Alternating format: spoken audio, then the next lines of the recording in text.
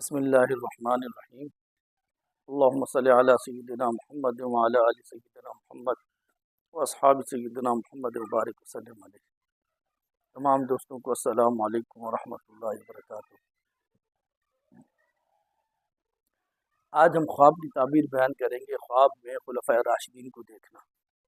اگر کوئی شخص خواب میں حضرت سیدنا صدیق اکبر رضی اللہ تعالیٰ عنہ کو دیکھتا ہے تو اس کی تعبیر یہ ہے کہ وہ شخص عزت اور مرتبہ پائے گا، اور اگر وہ آپ کو دیکھتا ہے کسی شہر میں اور آپ وہاں پر خوش ہیں، اس کی تعبیر یہ ہے کہ شہر والے لوگ زکوٰۃ و صدقات ادا کرنے میں سستی کا مظاہرہ نہیں کرتے، لیکن اگر دیکھے کہ آپ کے چہرے پر ناگواری کے آثار ہے تو پھر اس کی تعبیر اس کے برعکس ہوگی، اور یہ کہ وہاں کے لوگ زکوٰۃ و صدقات ادا کرنے میں سستی کا مظاہرہ کرتے ہیں۔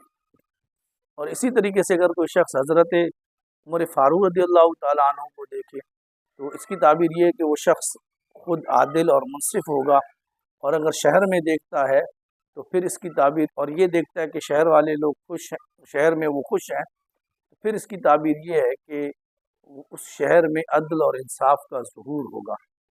اور اسی طریقے سے اگر کوئی شخص حضرت سیدنا عثمان غنی رضی اللہ تعالیٰ عنہ کو دیکھتے ہیں خواب میں کہ وہ خوش ہیں، تو وہ شخص مرتبہ، عزت اور کمال پائے گا۔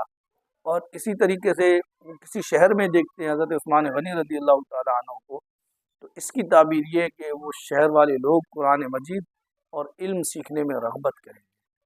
اسی طریقے سے اگر کوئی شخص حضرت سیدنا علی المرتضیٰ رضی اللہ تعالیٰ عنہ کو دیکھے تو اس کی تعبیر یہ ہے کہ وہ شخص کرامت، مرتبہ اور شجاعت پائے گا۔ اور اگر کسی شہر کے اندر دیکھے تو اس شہر میں وہ شہر عدل سے متصف ہوگا، لیکن اس شہر کے اندر وقت فوقتاً فتنوں کا اور تنازعوں کا ظہور بھی ہوگا۔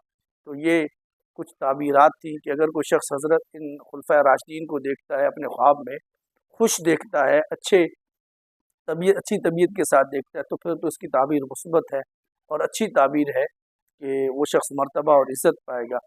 لیکن اگر جیسے میں نے عرض کیا کہ ان کی طبیعتوں پر ناگواری کے آثار ہوں یا اس طرح کی چیزیں ہوں، تو پھر اللہ کی بارگاہ میں توبہ کرے، رجوع کرے اور استغفار کرے کہ کہیں نہ کہیں پر اس کے اعمال میں کوئی ایسی کوتاہی ہے۔